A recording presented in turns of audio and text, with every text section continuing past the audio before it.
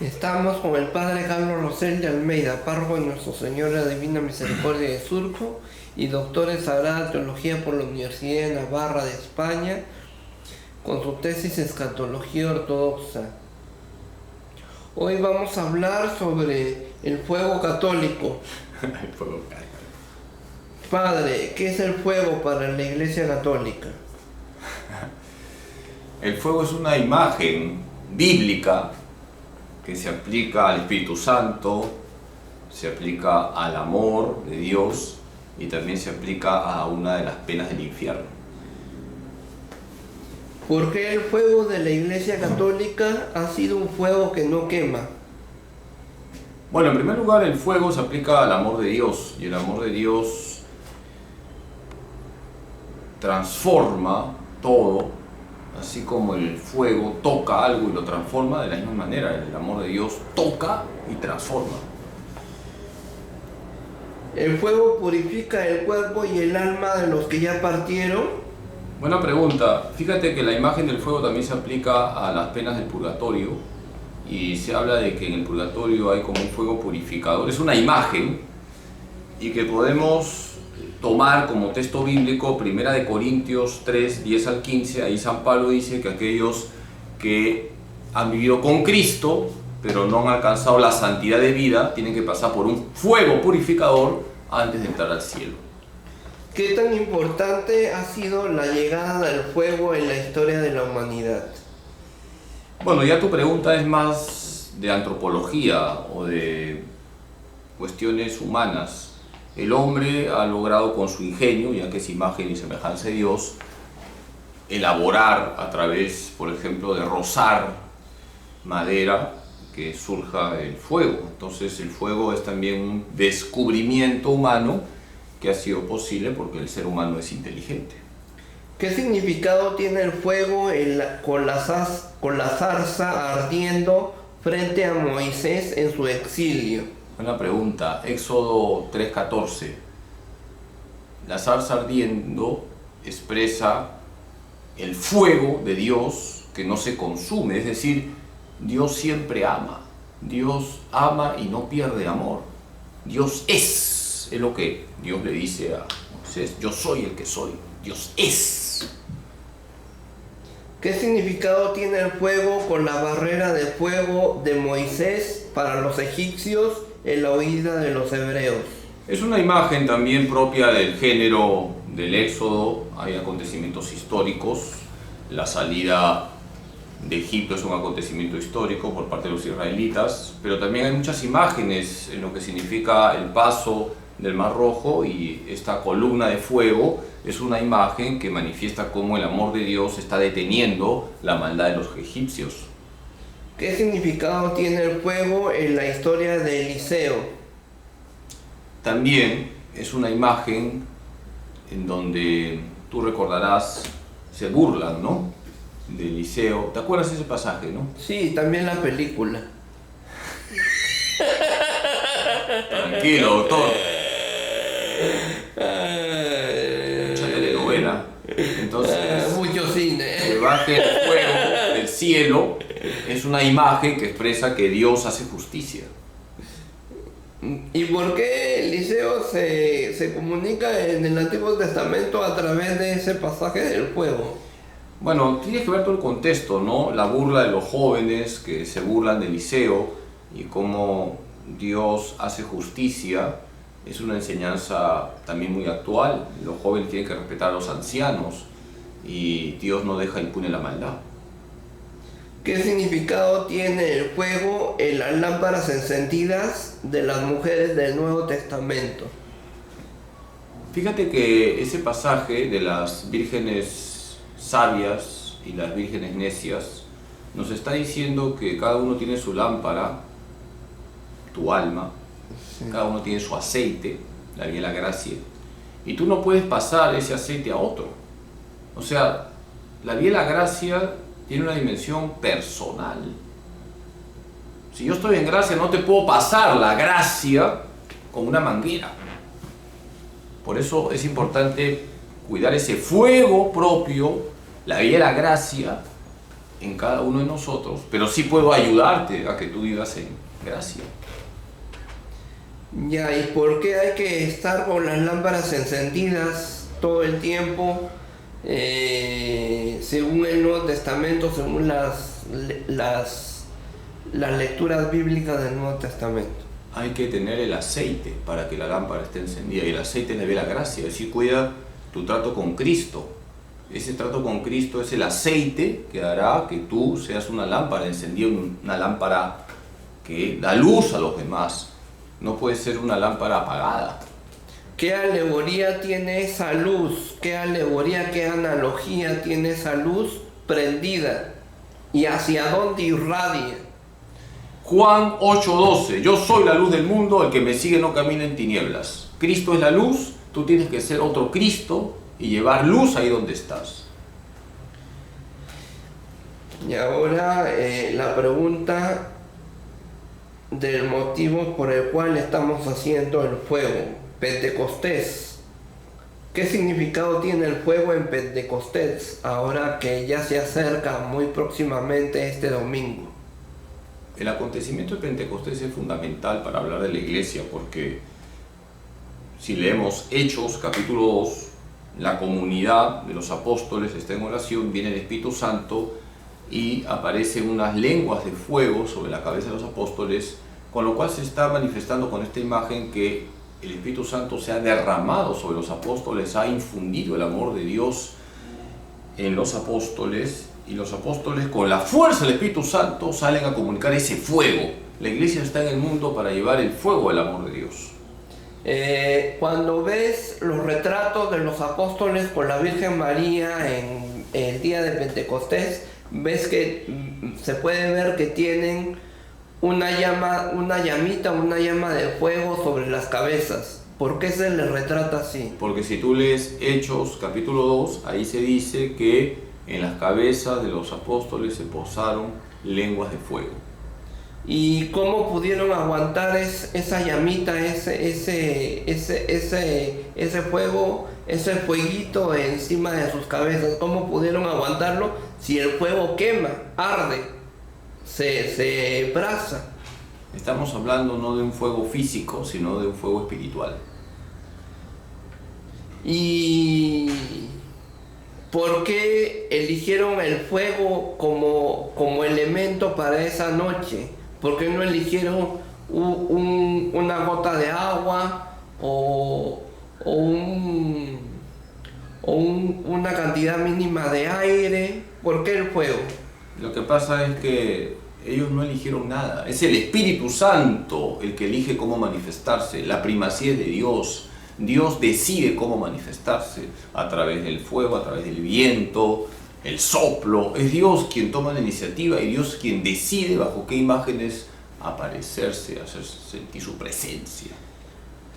O sea que el fuego, aparte de arder y quemar, también puede ser agradable a los ojos de Dios. Claro, por ejemplo, cuando tú experimentas el amor de Dios, tú sientes en tu corazón cómo arde la ternura, el perdón, la misericordia de Dios. Ahora, por ejemplo, has venido a confesarte, yo te he absuelto. Tú has sentido paz, ¿sí o no? Sí. Entonces tú sientes, experimentas ese amor de Dios que trae paz. Entonces, si ese amor de Dios se simboliza en fuego, el infierno debe ser un cielo, un firmamento. Buena pregunta. Lo que pasa es que el fuego, como he señalado al inicio de la entrevista, puede tener un sentido diverso dependiendo a qué nos estamos refiriendo. Si nos referimos al amor de Dios, es un fuego positivo. También si nos referimos a las penas del purgatorio, es un fuego positivo porque purifica el alma y luego el alma va al cielo. Pero en el caso del infierno, ahí la cosa cambia, porque el fuego del infierno, que también es un fuego espiritual, no físico, se refiere al dolor que hay en el condenado por la falta de amor. Y ese dolor que hay en el ser del condenado, lo que se llama la pena de sentido, es algo que viene a ser un efecto de que todo lo que rodea al condenado es odio, ¿Qué rodea al condenado? A ver, tú que eres teólogo, doctor, ¿qué rodea al condenado? Remordimiento, escrúpulos, cargas de conciencia, pesadillas. Perfecto. Todo eso hace sufrir al condenado, pero también lo rodean los demonios, los otros condenados. Entonces, fíjate, todo ese contexto de maldad hace sufrir al condenado y se habla del fuego del infierno como todo ese paquete que hace sufrir a quien ha tenido la desgracia de condenarse por toda la eternidad. ¿Y puede haber misericordia en el infierno? ¿Puede ser Dios misericordioso en el infierno? Dios siempre es misericordioso. Y cuidado, doctor, que quien está en el infierno es porque ha querido. Quien está en el infierno es porque ha rechazado la misericordia de Dios. Dios, porque es misericordioso, respeta la libertad de la criatura racional. Por lo tanto, quienes están en el infierno están ahí porque han rechazado la misericordia de Dios.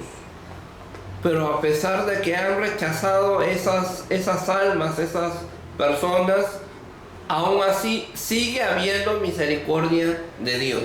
Sí, sigue habiendo misericordia de Dios. ¿Y cómo se materializa esa misericordia? Porque Dios no los pulveriza, ellos siguen existiendo. El ser es más que la nada, ¿sí o no? Sí. Entonces el hecho de que existan es por misericordia de Dios. Ya. ¿Por qué el fuego de Pentecostés trajo sabiduría e iluminación a la Virgen María y los discípulos de Cristo?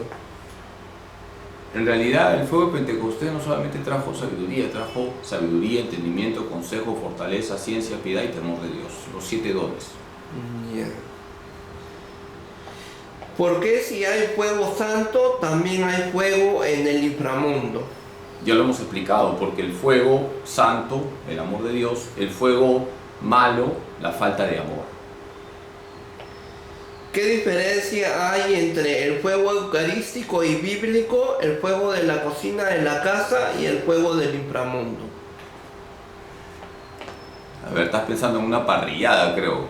Sí. A ver, volvamos otra vez. Dios, fuego bueno. Su amor es un fuego que quema y te transforma. Dios te purifica en el purgatorio con un fuego espiritual. El fuego de la fuego parrillada. del infierno, el fuego del infierno, fuego malo, es todo ese paquete de maldad que rodea al condenado, la pena del sentido, Ya, el y infierno. el fuego Por de cierto, la sería parrillada. bueno que una entrevista sea sobre el infierno. Sí. Ya, prepárala, doctor. Y luego tú me Ya. estás hablando del El fuego de la cocina. parrillada, de la cocina, del hoyón. Ese fuego es físico, es un fuego físico. Sí. Tú lo puedes estudiar, tiene su composición física, química. El fuego de la cocina, el fuego de la parrillada, es un fuego físico. El fuego de la De la Pachamanca. pachamanca, que comemos, todo eso es fuego físico. Yo estoy hablando de un fuego que está en otra dimensión, metafísico, si nos ponemos ahora en plan filosófico. Y cómo la humanidad y el ser humano y el hombre no estigmatizaron ese fuego físico y no se intimidaron, no se cohibieron por usar ese fuego físico, teniendo en cuenta que son católicos y que son espirituales. ¿Por qué de alguna manera? A ver, estamos en el mundo y estando en el mundo nos relacionamos con las cosas del mundo, pero también las cosas del mundo como el fuego físico nos pueden ayudar para referirnos a Dios. Entonces se usa la analogía. Yo veo el fuego físico, veo características del fuego físico y puedo aplicarlas al fuego divino, partiendo de lo sensible, lo espiritualizo y puedo hablar del amor de Dios como un fuego. Hago una analogía. Ahora, ¿cuál es el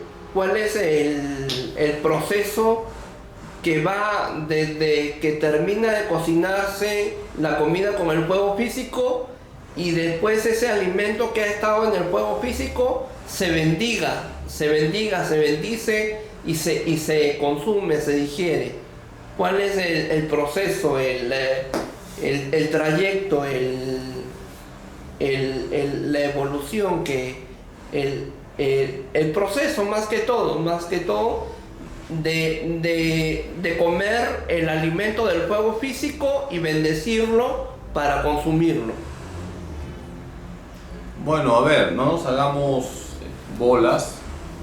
Te ponen tu comida, la bendices, bendito sea Dios, porque nosotros tenemos que tener presencia de Dios en todo lo que hacemos, también cuando estamos comiendo, ¿no? Entonces vas de actividades humanas, cocinar, poner la comida en el plato, a una acción que te conecta con Dios, la bendición de los alimentos. Entonces, todo lo que tú me estás diciendo, todo ese floro que me has mencionado, Sí. te lo traduzco en tener presencia de Dios. Mientras cocino, tengo presencia de Dios. Mientras me ponen la comida en la mesa, tengo presencia de Dios. Bendigo los alimentos, porque también yo, comiendo, quiero dar gloria a Dios. ¿Y se puede dar gloria de Dios? ¿Se Comiendo, puede? claro, mientras no caigas en la gula. Por eso no te comas 3 panetones, pues es sobrio. Ya. La gula no da gloria a Dios, ¿ah? Ya. Así que ahora no te voy a dar ningún chocolate, hermano. Ya, bueno. ¿Por qué Cristo trajo el infierno teológicamente hablando? Eso lo decía el padre Artola, ¿no? ¿Te acuerdas, no? Sí. El padre Artola, Padre pasionista. uno de los grandes biblistas que hay en el mundo, amigo mío, se ha ido a España, decía eso, ¿no? Jesús trajo el infierno.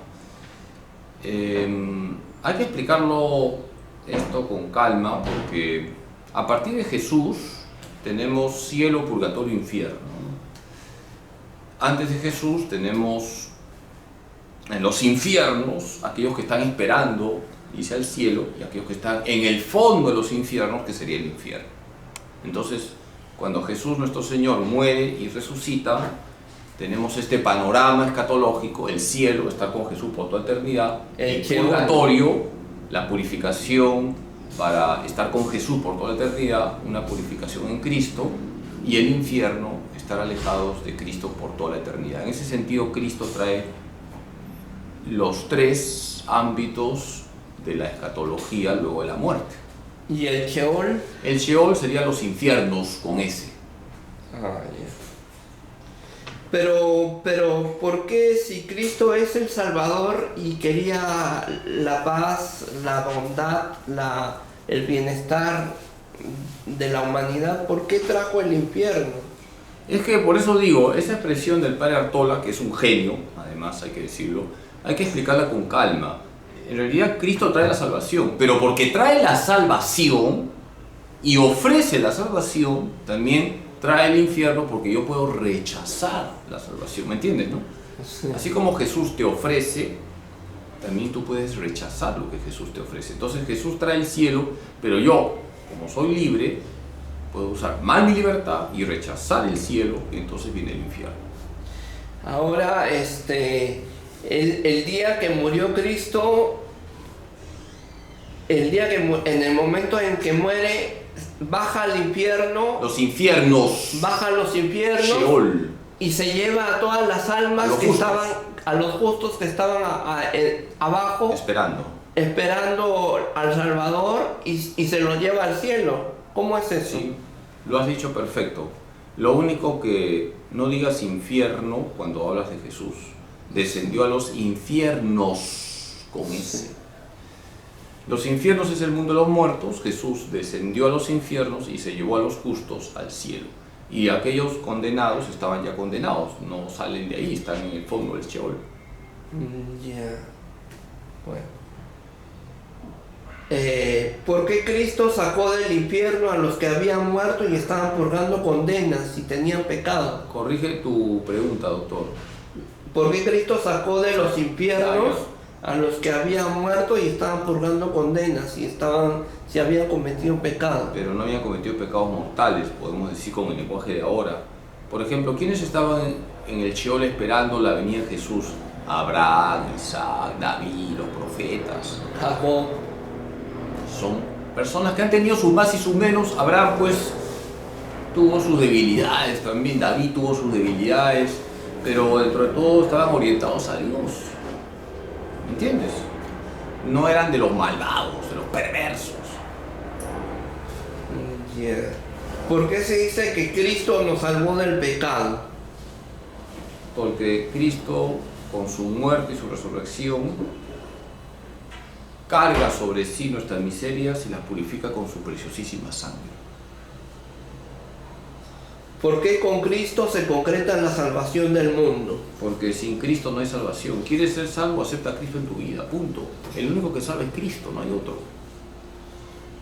¿Por qué la fe, la devoción, el fervor y la religiosidad popular se representa con una llama incandescente, con un fueguito incandescente que nunca se apaga? Porque la fe, porque la piedad, devoción, porque el fervor y todo eso tiene su punto culmen en el amor, y el amor de Dios se expresa como un fuego. La fe actúa por la caridad, Gálatas 5:6. La verdadera devoción me lleva a amar a Dios. La religiosidad popular muestra el amor del pueblo por Dios, y el amor se expresa como fuego. ¿Cómo podemos hacer para no apagar la llama de la pasión y del amor del sacramento del matrimonio? Buena pregunta, ¿no? Ya hemos hablado del matrimonio. Los esposos tienen que decirse: hoy te amo más que ayer, menos que mañana. Y hay que estar en los detalles. La vida conyugal está en los detalles. Buenos días, buenas tardes, buenas noches, permiso, perdona, qué rico has cocinado. Los esposos tienen que decir a sus esposas: qué guapa estás. Ya luego que se confiesen por mentir, pero esos detalles son importantes, pues, ¿no? ¿Cómo y cuándo se empieza a gestar la llama de la pasión y del amor en una pareja de enamorados? Hermano, el amor es ciego, ¿no? Se conocen, se enamoran, ahora que todo sea limpio, ¿no? Que Cristo esté al medio. Ahora una consulta. La llama del amor, de la pasión de una pareja de enamorados, de una pareja que sea matrimoniado, sea casado, ¿es solamente placer, excitación, o hay algo más profundo, más espiritual? Ya te entiendo, doctor, no me detalles mucho porque esos temas tú eres bravo. Sí. A ver, doctor, el amor no se puede reducir a lo sexual en el caso del amor entre varón y mujer. Lo sexual tiene una pieza en todo el rompecabezas, por eso varón y mujer con la bendición de Dios, una sola carne, implica los actos conyugales, donde se expresan el cariño a través de las relaciones sexuales entre esposos. Pero no es solo el tema sexual, es estar con el cónyuge en las buenas y en las malas, es reservar un tiempo para escuchar al cónyuge, es comprender al cónyuge, es ayudarle al cónyuge a ser santo. Entonces, todo el paquete completo, dentro del cual están los actos conyugales, tiene que ser vivido por un matrimonio para que se exprese el amor conyugal. Terminemos, doctor. Ya, padre.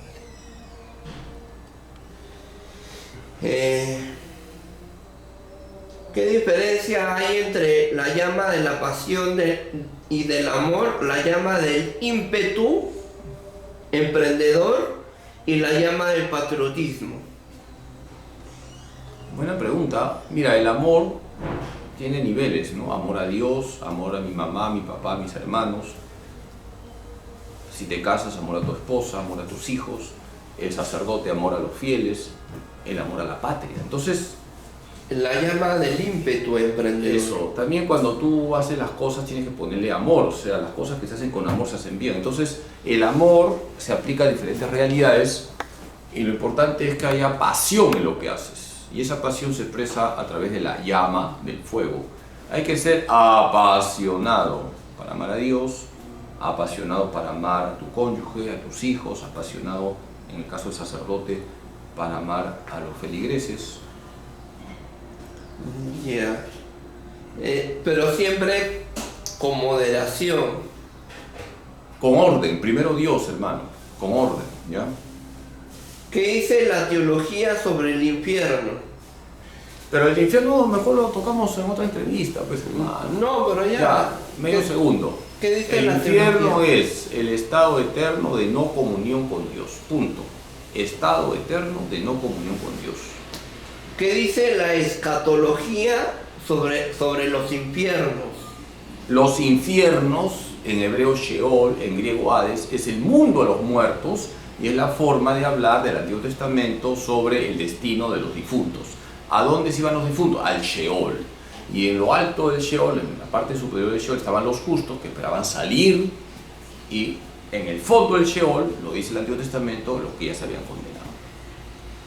¿Qué decía el Imperio Romano sobre el infierno? Buena pregunta. Mira, ten en cuenta que los romanos eran paganos, entonces ellos tenían una visión sobre el más allá que no es la visión que tenemos nosotros. Hablaban, por ejemplo, de que los héroes iban a los campos elíseos a pasarla bien. Estaba metida la idea de la reencarnación, algo que no aceptamos nosotros. Entonces tenían una visión sobre el más allá que ciertamente reconocía la inmortalidad del alma, pero para nada se hablaba de una comunión eterna con Dios o de una no comunión eterna con Dios, y mucho menos del purgatorio. ¿Qué dicen las culturas precolombinas sobre el infierno? Bueno, si nosotros estudiamos a las culturas precolombinas, más que del infierno hay una visión del más allá, ¿no? Tenemos las tumbas, tenemos que se les llevaba pues su maicito, su poncho, pensando que hay inmortalidad, que hay vida después de la muerte, pero repito, no existe en las culturas precolombinas la doctrina correcta sobre el más allá. No se habla del cielo, no se habla del purgatorio, no se habla del infierno. ¿Es cierto que si nosotros somos de la Pachamama, debemos de volver a la tierra cuando nos morimos? Eso es paganismo total, y no hay que permitir que resuciten esas ideas paganas. Nosotros no damos culto a la tierra. Y con todo respeto que merecen las culturas precolombinas, hay que decir que estaban equivocadas en muchas cosas, no tenían la plenitud de la revelación, y hay que respetar ciertamente la creación, pero no se da culto a la tierra. Entonces, ¿por qué se da o se hace la Pachamama? Está mal, y ahí donde entra la iglesia evangeliza eso. Lo que se hace es bendecir las cosechas, ¿no? Eso está bien, bendecimos las cosechas, ¿no? Pedimos a Dios que caiga la lluvia, pero no se da culto a la tierra, pues la tierra no es Dios. Última pregunta, autor, nos vamos. ¿Qué decían las culturas antiguas del viejo mundo sobre el infierno? Si estamos en la cristiandad, las culturas antiguas del viejo mundo, estamos en la época en la que ya Europa es cristiana, pues tenemos la doctrina que hoy enseña la iglesia, ¿no? ¿Qué dice la Biblia sobre el infierno? Ya con esto terminamos, ya está yendo ya. No, falta poquito nomás. ¿En qué pregunta vas, hermano? En la pregunta 27. ¿Qué dice la Biblia sobre el infierno? Ya, mira, lee 1 Corintios 6, 9 siguientes, Gálatas 5:21, Efesios 5:5. Ahí se dice con claridad que quien vive en pecado mortal y no se arrepiente no heredará el reino de Dios. ¿Qué dice la religión judía sobre el infierno? Hay que leer el Antiguo Testamento, ¿no? Y en el Antiguo Testamento estaba claro que no es lo mismo vivir con Dios que vivir sin Dios. ¿Qué dicen otras religiones sobre el infierno? Es que, hermano, esa pregunta es recontra amplia, ¿no? Lo que te puedo decir en un segundo es que en todas las religiones hay una visión sobre el más allá. O sea, hay una visión de que el alma es inmortal, y por eso los ritos funerarios. ¿Y cuál es el sentido y cuál es la importancia de esos ritos funerarios? De que en las culturas diversas hay una idea de que yo puedo relacionarme con mis difuntos a través de ciertos ritos, y por lo tanto hay una idea metida en el corazón del hombre de que el alma es inmortal. ¿Qué dice la literatura medieval sobre el infierno? Bueno, léete la Divina Comedia. Tarea, léete la Divina Comedia, hermano. Dante Alighieri.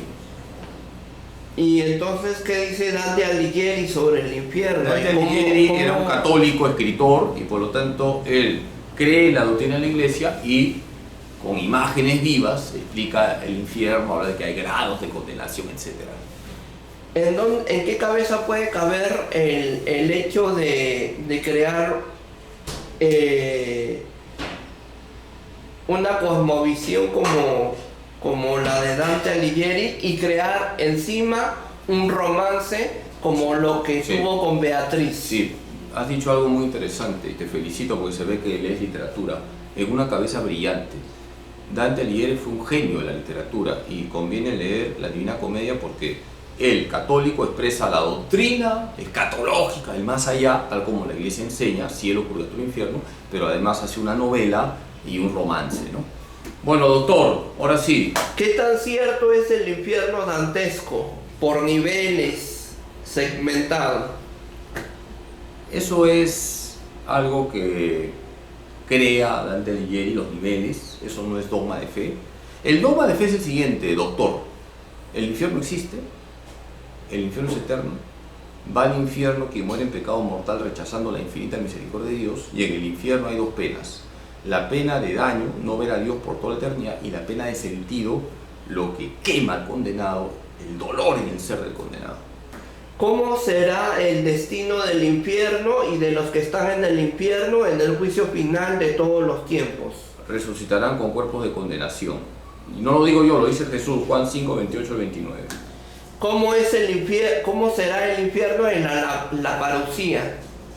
Por eso, cuando venga Jesús por segunda vez, todos van a resucitar y los que estén en el infierno resucitarán con cuerpos de condenación.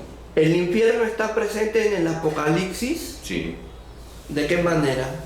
El infierno es presentado en el Apocalipsis 20, como lago de azufre y fuego. A su madre. Doctor, terminamos, por favor. Ya, y la última, la yapa, el plus, el regalo, el extra. ¿Qué debemos hacer como católicos para no ir al infierno e irnos al cielo? Hazle caso a la iglesia, vive en gracia de Dios, reza todos los días, confiésate con frecuencia, vive bien la misa. Hoy estamos celebrando la memoria de María Auxiliadora. Ya pues, ¿tú eres devoto de la Virgen, sí o no? Sí, padre. Entonces... Pero ¿cómo se llama? Pero a veces la cruz que cada uno carga en su vida es pesada y dolorosa, pero la y cruz, atribulada. La cruz te lleva al cielo, hijo. La cruz te lleva al cielo. María, nuestra madre, nos guía para irnos al cielo. Así que ten devoción a la Virgen María. Don Bosco decía que debemos acudir siempre a María Auxiliadora. Ella lo ha hecho todo. Así que refúgiate en el corazón de la Virgen, déjate guiar por la Virgen y el cielo es tuyo. Que Dios Todopoderoso... Padre, una Padre, el Hijo, consulta. el Espíritu Santo. ¿Y qué pasa con los vengadores, con los que se quieren vengar del daño que le hicieron en su momento? No, hermano, y esa saltar pregunta cuentas? para la próxima. ¿Cuál debe ser la actitud? Solamente rapidito nomás. No, pues que estás ya yéndote por las ramas, ya estamos perdiendo el centro. Te voy a ayudar a que tus entrevistas estén centradas. Ese tema ya está fuera. Bueno, pero solamente un chiquito. Reza por esa persona, ¿ya? Que Dios Todopoderoso les bendiga en nombre del Padre, del Hijo y del Espíritu Santo. Gracias, Padre. Fue el Padre Carlos Rosell de Almeida, párroco de Nuestra Señora de la Divina Misericordia de Surco, doctor en Sagrada Teología por la Universidad de Navarra de España, con su tesis de Escatología Ortodoxa, para la Cámara de Predi, Armando Romero Paredes. No se pierda el correo mariano, su boletín informativo a cargo de Monseñor José Ignacio Alemán y Grau. El correo mariano, su boletín informativo de la Diócesis de Lima. También no se pierdan los programas radiales del Padre Carlos Rosell de Almeida, confirmando nuestra fe, los martes a las 10 de la mañana por Radio María Perú, y los domingos el programa Hoy es el Día del Señor, así se llama. El programa Hoy es el Día del Señor, a las 9:30 de la mañana por Radio María Perú. Lo puedes sintonizar en cualquier aparato, dispositivo de audio, de sonido. Lo puedes sintonizar en la página web de Radio María Perú. Lo puedes sintonizar en el fanpage de Radio María Perú. Esa página de Facebook con la Virgen en tonos turquesas, pasteles y celestes. Y también no deje de comprar, no deje de regalar, no deje de compartir, no deje de leer, no deje de consumir los libros del Padre Carlos Rosell de Almeida. Semillas de Misericordia, el brazo que sostuvo a Dios y los ratitos, como un ratito con la Virgen María. Y también si quieres saber sobre el purgatorio, hay un libro que ha escrito el padre Carlos Rosel de Almeida que se llama La Virgen y el Purgatorio, ¿no, padre? Sí, doctor, terminemos. Amén. Gracias.